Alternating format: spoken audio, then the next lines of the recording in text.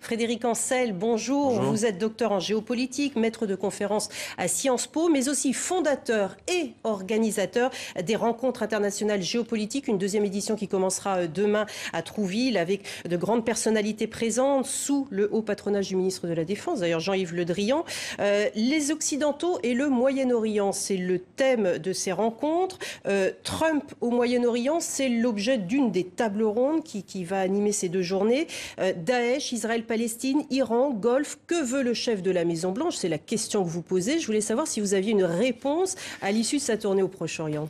Alors, pour l'instant, et en Arabie Saoudite. Alors, pour l'instant, non, sauf l'axe sunnite. Manifestement, les États-Unis reviennent à ce qui avait été leur politique générale au Moyen-Orient, c'est-à-dire le soutien à l'Arabie Saoudite et aux alliés pétroliers de la région, renouvellement bien sûr du soutien à Israël, soutien à l'Égypte et surtout un discours extrêmement virulent face à l'Iran et à l'axe chiite, qu'on devrait d'ailleurs appeler russo-iranien ou russo-chiite. Bon, ça c'est assez clair. Pour le reste, il y a beaucoup de points d'interrogation, tant il est vrai que le président américain est quand même extraordinairement imprévisible. Mais vous disiez qu'il fallait, dans un article que j'ai lu en préparant cette interview, que c'était vraiment une ceinture stratégique qu'il souhaitait mettre en place, une ceinture israélo-arabe face à l'Iran et à ses alliés. Oui, c'est ça. C'est quelque chose qui d'ailleurs n'est pas totalement nouveau, sauf que dans les années 60 et 70, c'était difficile pour les États-Unis de créer cela. Pourquoi? Parce qu'il y avait à l'époque un conflit israélo-arabe qui était extrêmement dur. Aujourd'hui, il n'existe plus. Il reste le noyau dur israélo-palestinien. Là, effectivement, c'est un contentieux qui est très problématique. Mais enfin, on voit bien que les puissances arabes,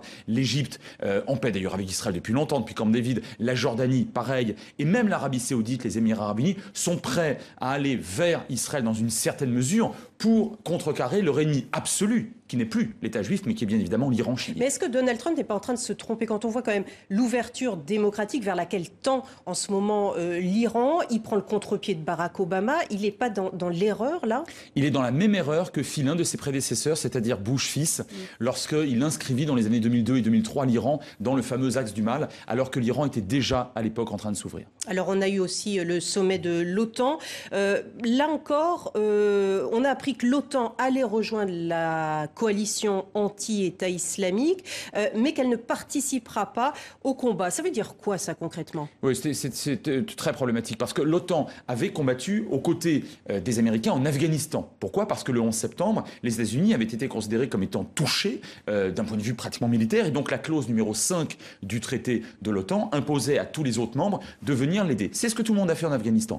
Là, les États-Unis n'ont pas été directement touchés par Daesh, et par conséquent, l'OTAN intervient sans intervenir tout en intervenant. En réalité, l'OTAN reste la puissance militaire, l'alliance militaire fondamentalement opposée à la Russie, à l'époque à l'URSS, et aujourd'hui sur le terrain, eh bien, on va s'opposer, non pas à la Russie, qui fera plus ou moins aussi Daesh et l'islamisme radical, mais en tout cas lui montrer qu'elle n'est pas seule en Syrie et qu'elle ne peut pas agir seule en Syrie. Et c'est ça, en réalité, l'ambiguïté de l'intervention de l'OTAN au Moyen-Orient. Ambiguïté également de Donald Trump concernant la Russie. Là, Emmanuel Macron, le président français, va recevoir Vladimir Poutine à Versailles lundi. Quelle est la position que doivent avoir les Européens par rapport à la position de Donald Trump, qui une fois est le plus grand ami de Poutine, et puis d'autres fois, c'est au contraire de la Russie que vient la menace? Il faut que nous soyons plus sérieux. Car nous devons travailler nos dossiers. Ce que ne fait manifestement pas pour l'instant le président américain, premier point. Deuxième point, nous ne devons en aucun cas être imprévisibles. Et d'ailleurs, nous ne l'avions pas été sur la crise ukrainienne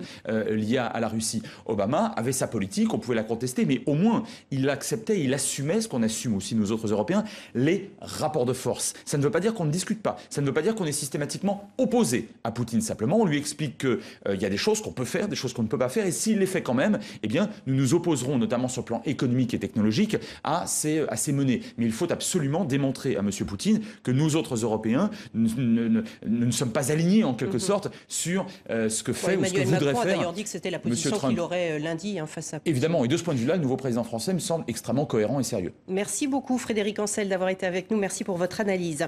Et puis concernant